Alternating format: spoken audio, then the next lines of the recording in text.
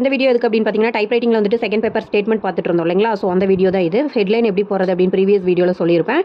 Headline அடித்து முடிச்சுட்டு double space விட்டுட்டு நம்ம வந்து இந்த ஐஃபன் ஃபுல்லாக அடிச்சுட்டு நெக்ஸ்ட்டு என்டர் தள்ளி இந்த வேல்யூஸ் எல்லாமே இது எல்லாமே சிங்கிள் லைனாக தான் இருக்குது. So no problem. அப்படியே டைப் பண்ணிவிட்டு அடுத்த என்டர் தள்ளி உடனே நம்ம என்ன பண்ணணும், இந்த ஐஃபன் போட்டுட்டு வந்துடணும். ஏன்னா இதுக்குள்ளே வந்துட்டு ஒரே ஒரு ஸ்பேஸ் தான், இங்கே டபுள் ஸ்பேஸ் விட்டுறக்கூடாது.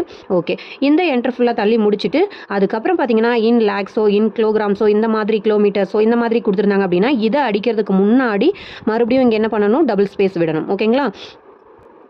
அதே போல் பார்த்தீங்கன்னா இங்கே மந்த் கொடுத்துருக்காங்க. ஒவ்வொரு மந்த்துக்கு இடையிலையும் நம்ம டபுள் ஸ்பேஸ் தான் விட போகிறோம். இந்த இன் கிலோமீட்டர்ஸ் அடிச்சுட்டு இந்த இடத்துலையும் டபுள் ஸ்பேஸ், அதே போல் எல்லாத்துக்குமே டபுள் ஸ்பேஸ் அடிச்சு தான் நம்ம அடிச்சுட்டு வரணும். அடுத்தது ஃபைனலாக வந்து இங்கே டபுள் ஸ்பேஸ் அடிச்சுட்டு லாஸ்ட்டாக ஐஃபனை முடிச்சிடணும். அதே போல் அதுக்கு கீழே லைன்ஸ் கொடுத்துருந்தாலும் இங்கேயுமே டபுள் ஸ்பேஸ் தான் விடணும்.